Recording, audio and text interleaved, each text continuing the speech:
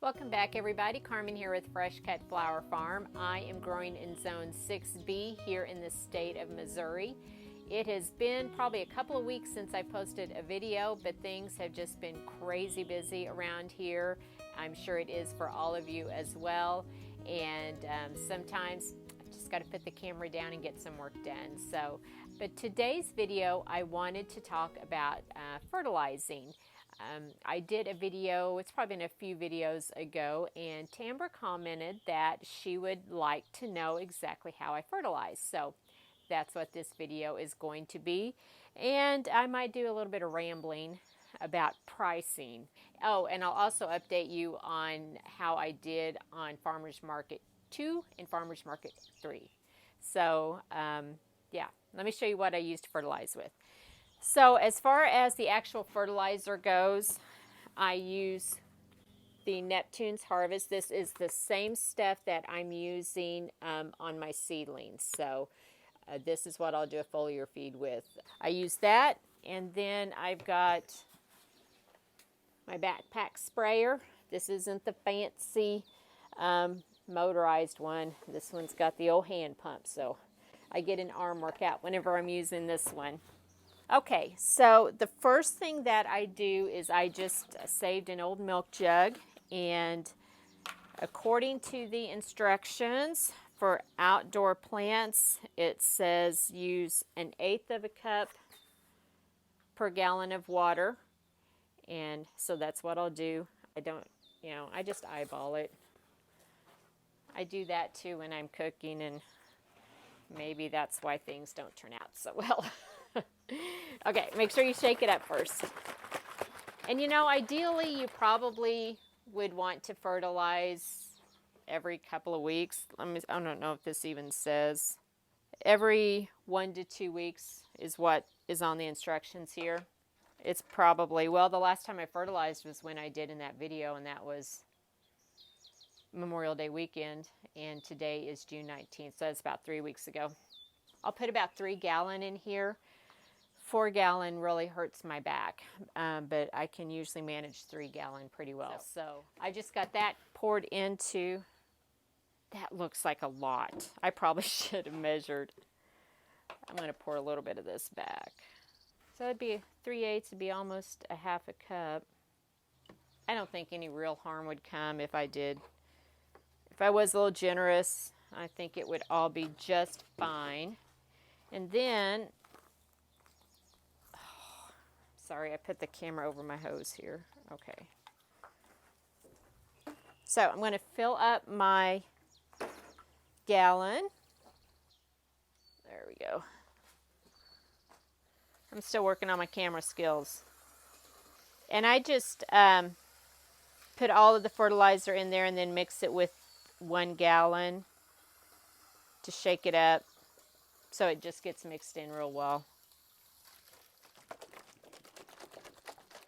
My sprayer has a little screen in it to catch any large particles. Okay, and then the side of my sprayer is marked with the gallon marks, so there's no telling how many bugs and fertilizer I've consumed trying to drink coffee and work outside. All right.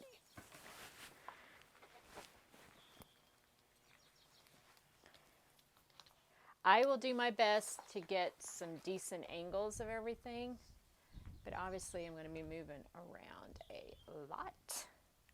FYI, if you're considering getting a backpack, sprayer, go ahead and invest in the one that, the little motorized battery pack, whatever it is. You'll notice as we go through here, I'm kind of in a transition with the flowers. There's some that I'm going to be ripping out probably tomorrow or today and getting new stuff in. There's stuff that I won't be ripping out but needs to come out, but I'm not going to take it out yet because I don't want to just leave the soil exposed. So I'll just leave those plants in there as ground cover until I have something ready to go in there. So I'm just doing a foliar feed. don't know if you can see this or not. This is some yarrow, and some of it is blooming really short. That's only like maybe 12 inches tall. I've not had that before, so I'm not real sure what's going on. This feverfew here, I'm not going to fertilize it. There's some dar or something there. Fertilize it. Because it's one of the things I'm going to be pulling out. It's done. So this is my Cerinthe. I'm not sure. I've heard it both ways. I don't know what I'm going to do with this dianthus. It's short. Too short, I think. So Lizzie is doing pretty good. I'm happy. I've got the Roseanne green, the Corelli 2 white, and the, I think it's Advantage Cherry Rose or something like that. I'm not fertilizing my sunflowers. You can, but I don't think it's necessary. I think they're doing just fine. These are, this right here, you've got your billy balls, and then I've got Status there. Snapdragons is what fills the rest of the row. And I know in the last video I mentioned that I probably wouldn't be growing larkspur again, but based on some of the comments that you all have made, I may reconsider that, because I think pets just know what they can and can't try to ingest, I guess. I don't know. A lot of what I hear is people that have cats. Oh, my cat will just tear your bouquet up. They'll eat it, whatever. I don't know. I don't have cats, so I can't speak to that. So here I've got basils. I've got lemon basil and cinnamon basil planted in here. And then I've got a few bells of Ireland here at the end. So these plants, they're just the ranunculus, anemones, poppies, they're just placeholders at this point until I have something ready to go in. I have got a lot of weeding to do today. I swear I was out here last week and thought I had everything really under control, but nope. Here, these 3 beds, my 3 raised beds, they're just kind of like the junk drawer of the garden. They just get whatever. If I need a spot, I start here looking for spots to grow stuff. Okay, so let's go over here. The sunflowers and sunfill that I started back early spring, they're just about done. They'll probably come out today or tomorrow. I've got some failed snaps over here. Then I got some celosia on the other side. I've got some Sweet Annie there, and a few more celosia at the end, and I think that is strawflower. That is right in there. So I'm going to get, I know you guys are going to be dizzy by the end of this video. I apologize. I need a GoPro. Hey, yes, that's what I need, is a GoPro, like put it on my head or something. So right here I have got, though that is strawflower there. I've got dahlias all up through there. So the dahlias I'm not going to be fertilizing. I don't have the proper fertilizer for the dahlias right now, and I'm going to follow the recommendations from Swan Island Dahlias. They recommend that your nitrogen be half of what your potassium and your phosphorus is, and you typically would start fertilizing them about 30 days after you get them in the ground, which is about where I'm at. I just don't have the proper fertilizer at this point. So once I get that, then I will start fertilizing the dahlias.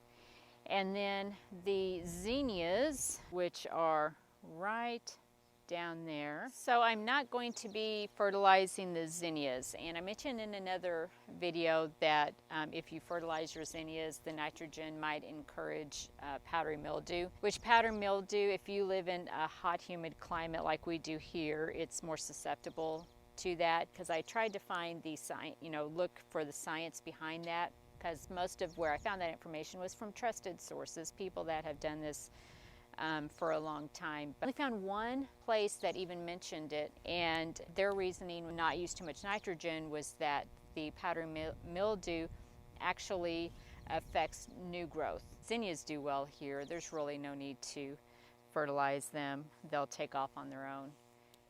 Okay, so fertilizing is all done. I tried to talk about pricing while I was fertilizing, but I kept getting distracted, so I thought I'd just save it to the end.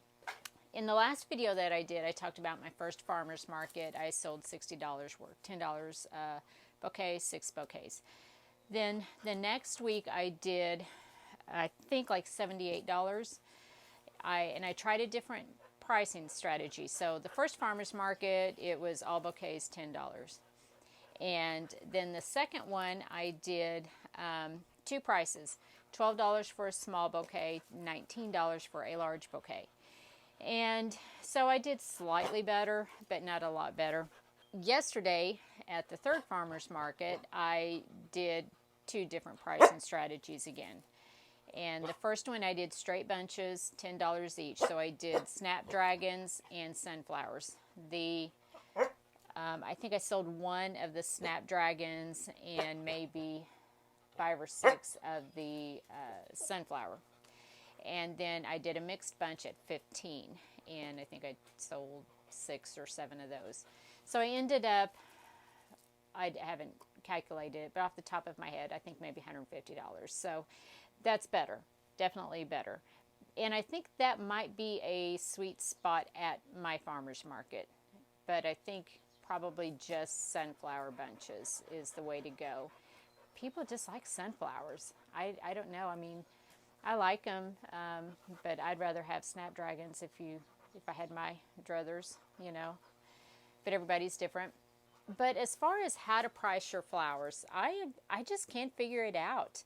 Maybe some of you have. You know, I look at wholesale prices. I go to the USDA, the Boston Terminal ornamental prices, and I've compared those to some other sources that I have access to. So, you know, if you apply, go online and register, you can get access to some other of the companies that sell wholesale.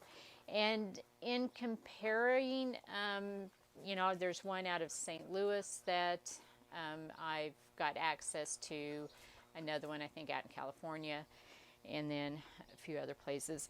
And they're all relatively the same. There's not a lot of difference.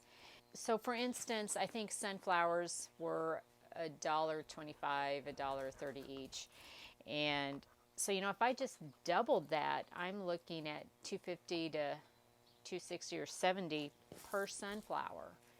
And not for a big, huge, because, you know, here in my area anyway, when people typically think of sunflowers, they're thinking of the really big sunflowers.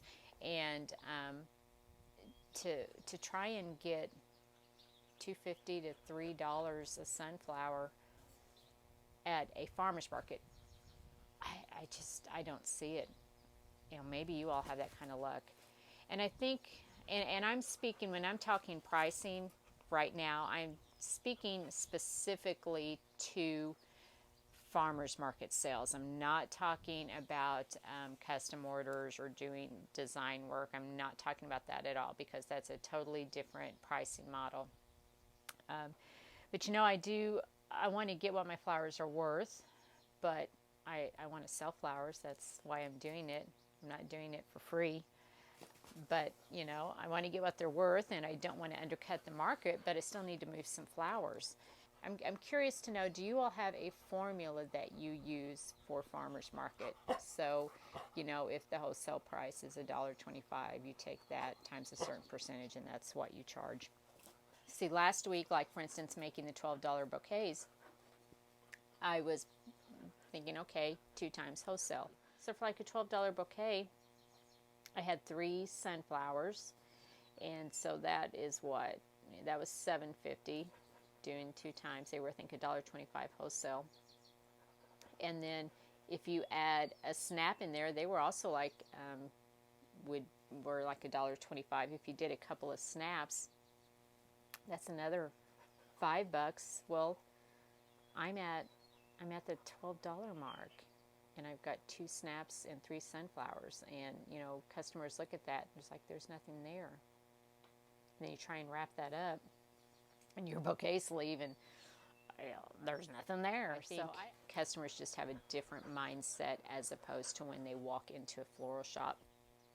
You know, at farmers market, people will pay premium for meat or vegetables, fruit, and I realize those are life-sustaining, you know, things that they're buying. They're not a luxury item, but it feels like when it comes to people purchasing flowers at the farmers market, I feel like they're looking for a bargain. And I don't blame anyone for looking for a bargain. I'm cheap. I'm one of the cheapest people you'll ever meet. And also I live in an area where if you give someone flowers, there needs to be some roots attached to it. I don't ever remember growing up seeing cut flowers out of the garden on a person's table. I don't ever remember that. If there were flowers on the table, it was because it was Valentine's Day, maybe your birthday, but that's it. Hang on, Molly. Cut flowers is just not a thing where I live. And I remember whenever I decided to do this and I told people, they just looked at me like I had a third eye or something, you know. No one ever thinks about where your flowers come from. But anyway, that's my thoughts. I'm getting choked up. I don't know if there's a bunch of pollen in the air or what. Hang on, Molly.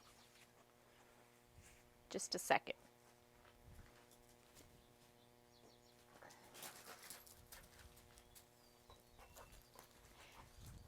So anyway, that's just my ramblings about price. I haven't figured it out. I couldn't figure it out last year. Molly, stop. Last year I felt like I undersold my flowers, so I wanted to correct that this year, but maybe that's just all my market will bear, and that's just what it is. But anyway, if you have any insight, leave a comment. Let me know what you do. Let others know what you do. If you think you kind of got it figured out, let us know. I'm sorry, I have got something's going on with my voice right now. I keep sneezing and coughing. So anyway, that's it for today.